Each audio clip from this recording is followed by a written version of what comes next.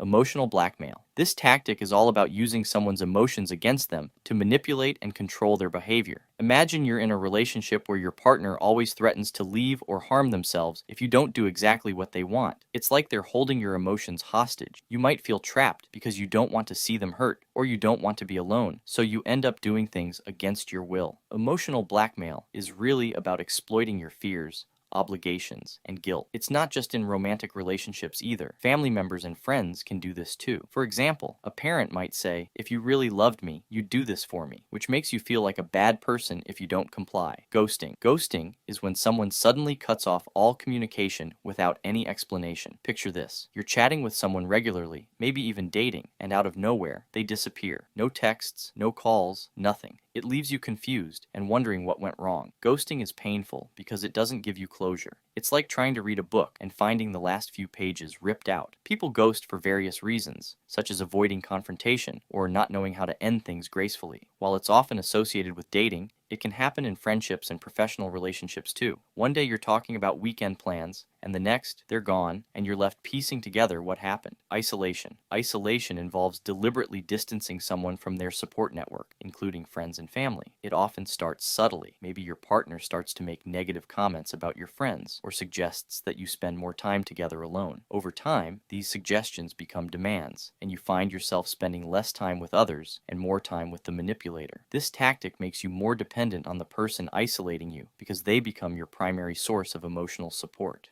Isolation isn't always obvious at first. It can feel like the person just wants to be close to you, but the underlying motive is to control and weaken your social support system, making it harder for you to leave or see the situation clearly. Love bombing. Love bombing is when someone showers you with excessive attention and affection early in the relationship to win you over quickly. It feels amazing at first. Constant texts, grand gestures, and endless compliments. It's like you're living in a fairy tale, but this intense affection isn't sustainable. Once they feel they've hooked you, the manipulator's behavior often changes drastically. The sudden shift can be jarring and confusing. Love bombing is a form of manipulation that creates a false sense of intimacy and makes you feel indebted or loyal to the person. It can be the precursor to more controlling behaviors as the relationship progresses. Playing the victim. This tactic involves the manipulator portraying themselves as the victim to elicit sympathy and manipulate others. Imagine a friend who constantly blames others for their problem. No matter what happens, it's never their fault. They might say things like, "Everyone is always against me," or "Why does this always happen to me?" By positioning themselves as the victim, they deflect responsibility and gain your sympathy, making it harder for you to call them out or hold them accountable. This behavior can be particularly frustrating because it often involves a skewed version of reality where the manipulator is always the wronged party. Threats or coercion. Using threats or coercion is a straightforward but powerful manipulation tactic. It's when someone uses the threat of harm or unpleasant consequences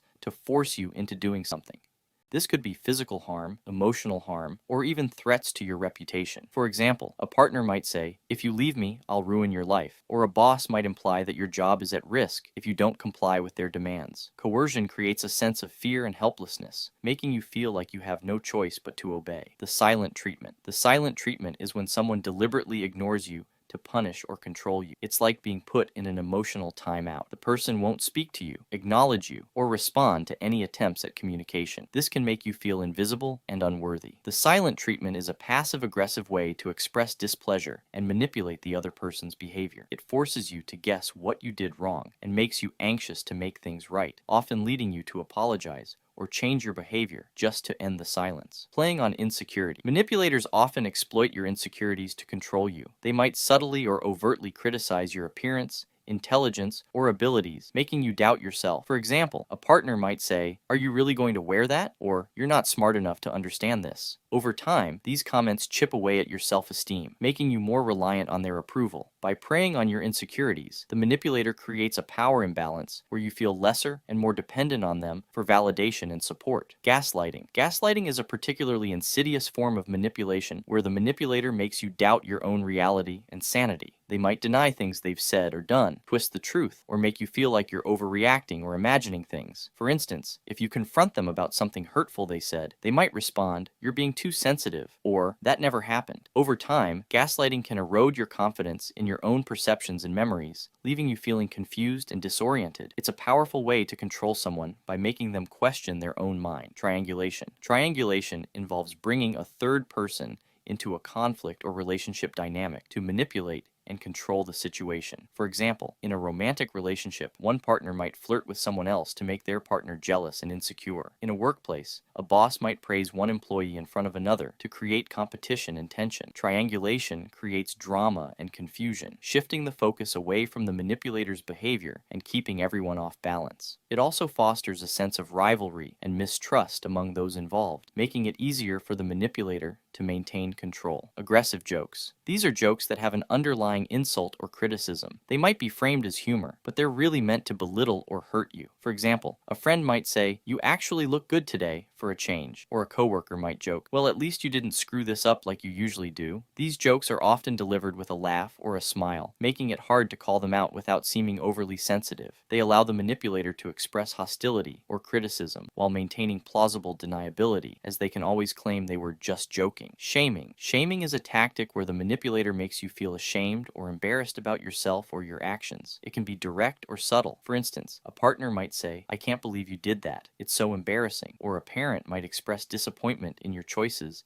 in a way that makes you feel guilty and inadequate. Shaming can erode your self-worth and make you more likely to comply with the manipulator's demands in order to avoid further embarrassment. It's a powerful tool for controlling behavior by making you feel unworthy and self-conscious. Projection. Projection involves the manipulator attributing their own undesirable feelings or behaviors to you. For example, if they are cheating, they might accuse you of being unfaithful. If they are feeling insecure, they might accuse you of being overly sensitive or needy. By projecting their issues onto you, they deflect attention away from their own flaws and make you question yourself. It's a way to shift blame and responsibility, making you the scapegoat for their own problems. Smear campaigns. A smear campaign is when someone spreads false or exaggerated information about you to damage your reputation. This can happen in personal relationships, at work, or even in public forums. For example, an ex-partner might tell mutual friends lies about you to turn them against you, or a coworker might spread rumors to undermine your credibility. Smear campaigns are about controlling the narrative and isolating you from potential allies. They create an environment where you are constantly defending yourself, making it harder to focus on the manipulator's behavior. Shifting the goalposts. This tactic involves continually changing the standards or expectations, making it impossible for you to meet them. For instance, in a work setting, your boss might constantly raise the bar for what's considered satisfactory performance. In a relationship, your partner might keep changing what they say they need from you. This creates a sense of inadequacy and frustration because no matter how hard you try, it's never good enough. Shifting the goalposts keeps you striving for approval and validation that you'll never truly achieve, maintaining the manipulator's control over you. Changing the subject. Changing the subject is a way to deflect attention away from an uncomfortable or incriminating topic. If you confront the manipulator about their behavior, they might abruptly switch topics or bring up something unrelated to distract you. For example, if you ask why they lied to you, they might respond by talking about how stressful their day was or by bringing up an old argument. This tactic disrupts your train of thought and prevents you from addressing the issue at hand. It's a way to avoid accountability and keep you off balance. Fake moralization. Fake moralization is when someone uses false or exaggerated moral arguments to justify their behavior or criticize yours. They might present themselves as morally superior while accusing you of being unethical or immoral. For example, a coworker might criticize you for leaving work early one day, even though they frequently take long lunches,